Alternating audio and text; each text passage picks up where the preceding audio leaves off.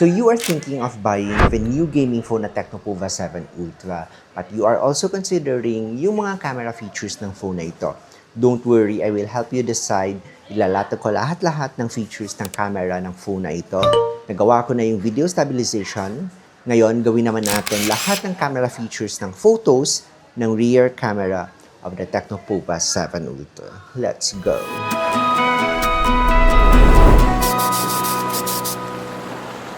Start natin sa main rear camera. Ang tawag nila dito AI cam. So dito sa pinakababa, sa lower left, meron siyang Google Lens na feature and then the flash. Yung flash niya on, off, auto, and always on. Dito naman sa settings, pwede kang shutter sound, AI focus, clone shutter, location geotagging, set volume button as lens distortion correction.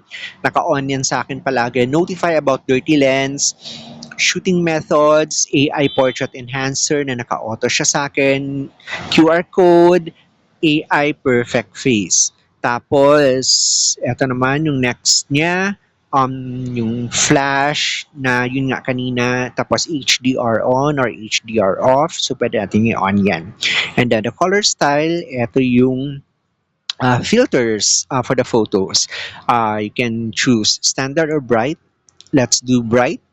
Tapos, dito sa isa na option na filter, the strong, vintage, cream, dusk, morning, mild, doodle, postcard, black and white, and smooth. Maganda yung strong. Ayan, para saturated yung colors. Original na lang pala. Okay. Tapos, let's do bright na lang. Okay, turn off natin yan. Ay, hindi pala. Kasi gagamitin natin yung bright. Tapos, next dun sa settings, ay yung aspect ratio. Dun sa aspect ratio, meron kang 1:1:1, 4:3, 16:9, and the full. Tapos sa timer naman, off, 3 seconds, 5 seconds, 10 seconds. Pero ang problema lang dito, na kulang sa Tecnopova 7 Ultra ay ang burst. Wala siyang burst. Tapos, you can have the option to use high pixels, which is the 108 MP.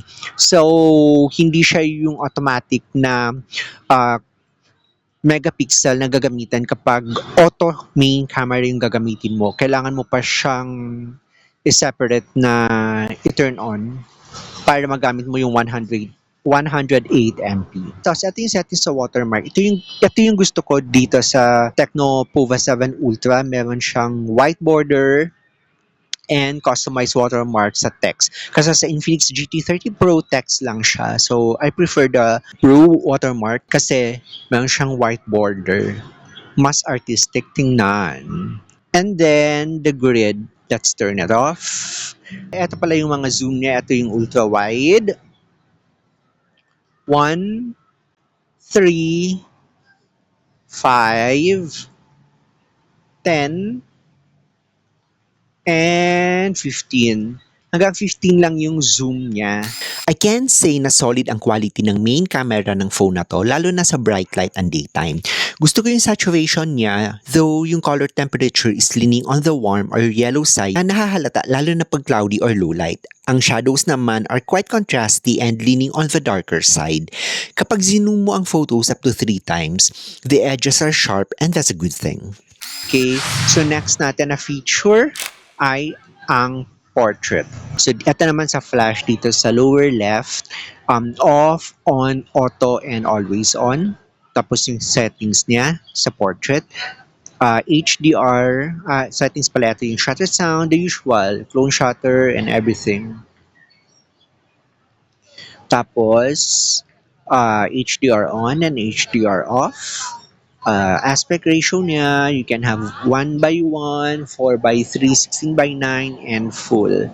yung watermark, timer, the usual features, grid. Ito yung mga zoom niya. Ang tawag niya lenses. So, instead of the zoom, lenses ang tawag niya. So, yung ultra-wide niya, ang tawag niya 24 mm. Tapos yung one is the 35, 50 mm, 70, and 85. Hanggang dyan lang yung kaya ng zoom niya. Hindi na pwede. So, let's do the 35. Or better yet, let's do the ultra-wide at 24. So, dito naman sa depth of field or yung bokeh, pwede siyang mag-bokeh ng 1 hanggang 16. Dito naman, sa Beautify, may AI Beautify Flawless, Smooth, Skin Tone, Slim Face, ayan, the usual features. Check natin kung pwede siyang pagsabayin.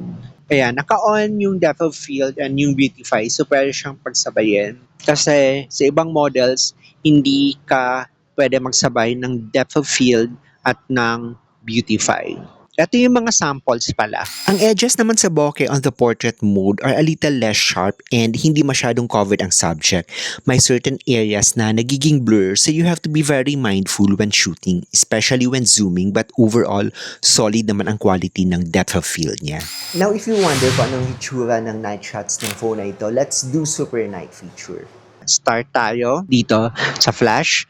So, ang meron lang siya, always on and off. Tapos, yung settings niya, the usual, meron pa rin siyang ibang sa ibang settings, na katulad nung kanina. Tapos, meron siyang filters. Pero dito, this time, ibang-iba yung mga filters niya sa night. Meron kang original, deep, bright, electronic, sunset, film, black gold. Oh, nice yung black gold ha. Akala ko black and white siya. But anyway, let's do the original. It's a cloudy day kasi. Dito sa pinag-shootan ko, cloudy day siya. So that's it for your filters para sa super night.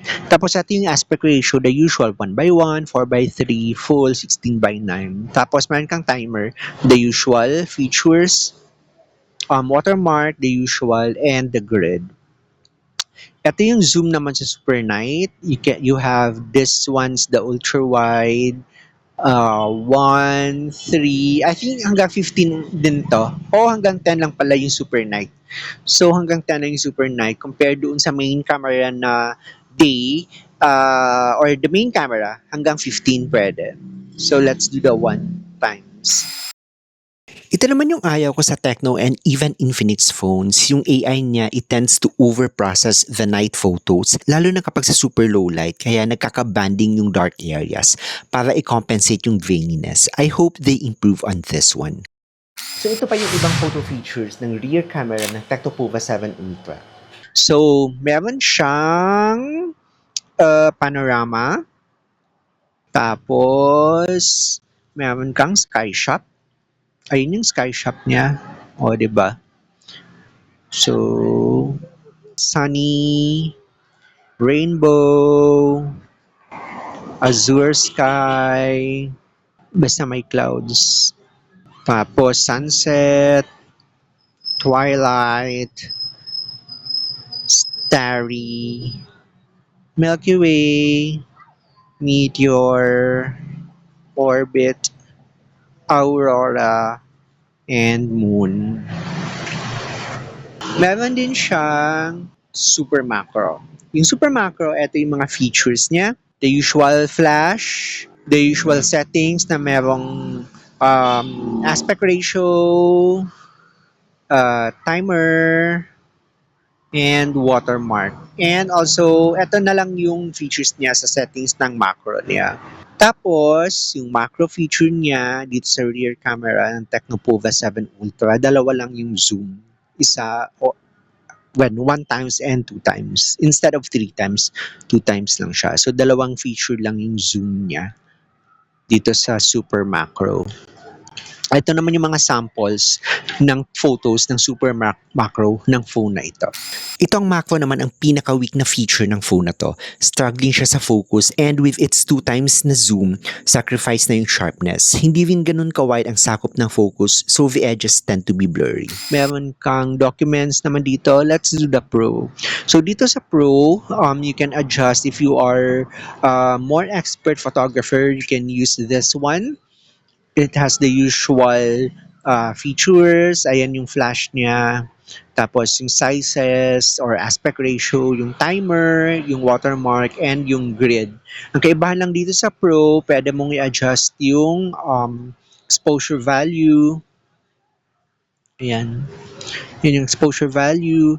Tapos yung ISO, you have the one this is the shutter speed pala. So from the shutter speed or yung speed ng light na papasok doon sa lente ng camera, yun yung shutter speed. So 1:1500. Ang pinaka mataas niya ay I think nasa wait, hindi ko na mabasa. 1:10 hanggang -5 yata. So, i-auto lang natin yan. Tapos, ISO, pwede kang adjust from 100 up to 6,000 or 5,000. Ayan. Tapos, pwede mong i-adjust yung white balance mo from cool to warm. Tapos, you can also adjust your autofocus if it's center or ayan, tas yung metering niya. Ayan yung features niya. So, off muna natin yung Pro. So, I think that's it for the camera features of the photos of the Tecnopova 7 Ultra. What do you think? Ano ang mga kulang dito at ano ang mga kailangan pang i-improve? By the way, wala itong burst photos and wala siyang live photos. So ayan na lahat-lahat ng photo features ng Tecnopova 7 Ultra. What do you think? Are you going to buy it or not?